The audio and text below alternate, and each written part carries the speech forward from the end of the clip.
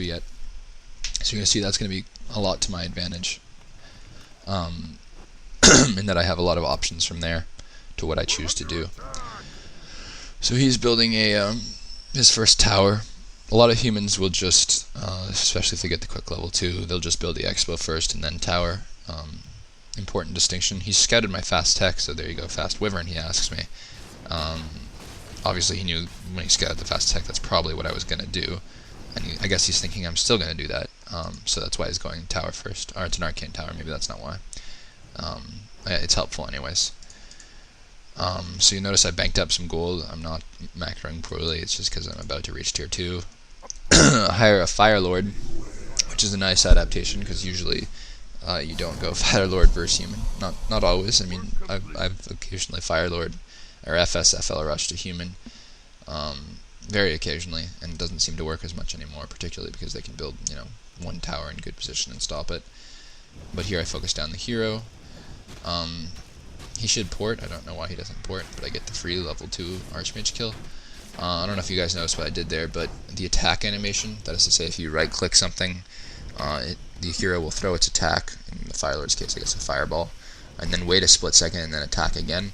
If you attack and then click move on an area that's not too far from your hero, and then quickly press attack again, you'll cancel the attack animation, which will actually make you attack slightly faster. So it's really helpful with the Blade Master, but in situations where you want to be,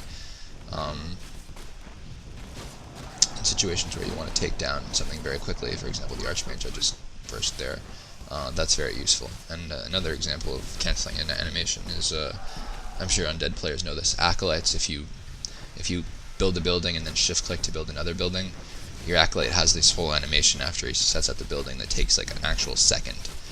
Whereas if you manually move the Acolyte from building to building, it can do it instantly. So, anyways, useful to know about. The Summon's doing their thing here. He's doing a very good job of focusing them down with the Arcane Tower, which does extra damage to them. But he hasn't been able to stop them all from multiplying, which is nice for me. So yeah, I've carelessly losing. I lost 2 grunts there, kind of carelessly, I think. But to my advantage, I got almost 2-2, now 2-2. I've forced him to waste a lot of resources repairing. I've killed quite a few peasants, and best of all, he doesn't have an expansion yet.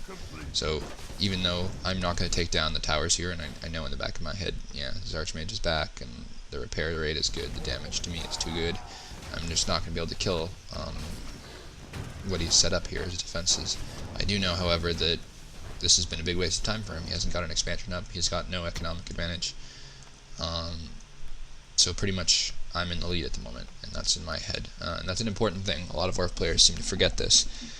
Even if the expansion was up, there's a period of like a minute or even 2 minutes where they really have not gotten any economic advantage from the expansion. And it's a longer period before they've gotten a significant economic advantage. So you actually have, and this goes for all fast expanding strategies, no matter what the race is, there's actually a period of time where you still have like I call it a window of time where you have a significant advantage, and you should take advantage of that window. Think about, I don't know if anyone's ever had an undead fast expand against them. That's something that happens to me in ladder too. To give you an example, undead, when they fast expand, they obviously need to build usually an Acropolis, but almost always ziggurats to defend their expansion. So add up the price of the expansion in gold and wood, plus the ziggurats, plus the tower upgrades, and you'll see pretty quickly that it takes a huge amount of resources to fast expand, even with human. 3 towers, 4 towers now at his expansion, plus the actual expansion. So that really takes an early game cost on them, and it's not just that they can't tech, but it also leaves their main vulnerable. And I'm sure you guys have seen Grubby do this, not with Fire Lord recently, I don't think, but he's definitely tower rush to fast expanding human before, and with less of an advantage than I have. So that's what's going on in my head. I have an advantage. I'm gonna kill hopefully these footmen here. I should have gotten both of them, but I ensnared. Oh well, free footman kill. I send the peasants and the demolisher up away from my army so that if he runs into my army, which he did, he doesn't see them. The element of surprise is very nice. Looking at his base, he does have towers going up. He's got two up already, which is not great for me. and 2 going up. But anyways, that's exactly my timing. You can see I'm able to place them. Human players aren't like orc players; they're not constantly paranoid about getting tower rushed. So there's actually a very vulnerable left side of his base where I can build the towers safely. I have my heroes and my demolisher focused down that building tower, and it actually gets destroyed, which is very nice. Didn't want that going up.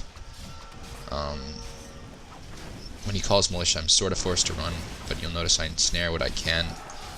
That keeps it from being part of his attacking army. Obviously, that ensnared footman, for example, is not doing any damage.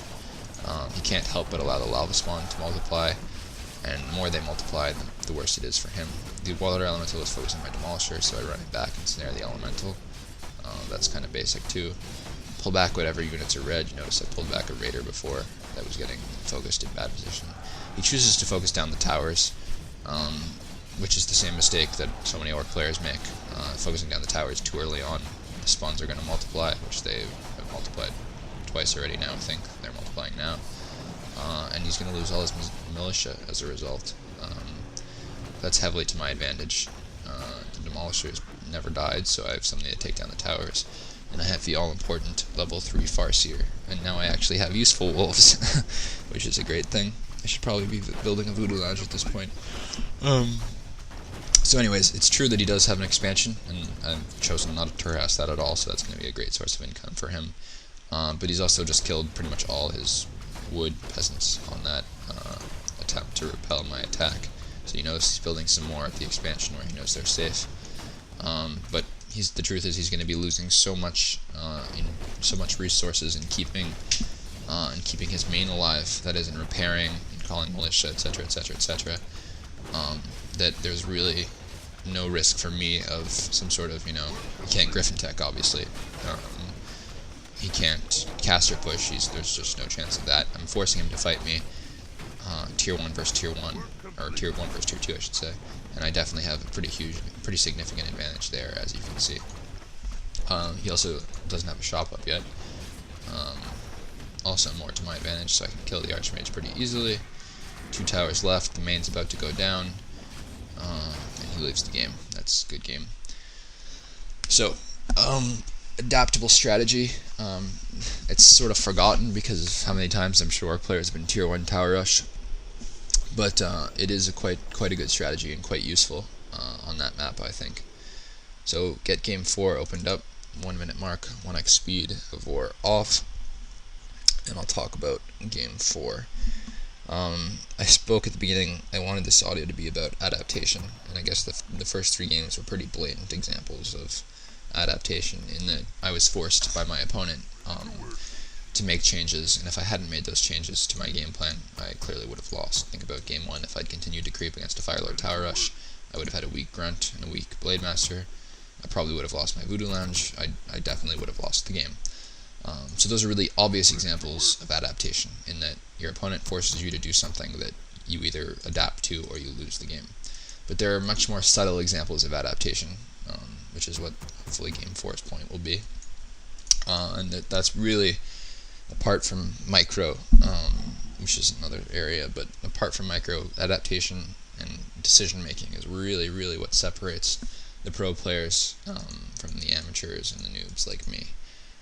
Their decision making in game is just incredible, and I'm going to give you a very minor example of decision making in this game. So 1 minute mark, 1x speed, fog of war off. Let's get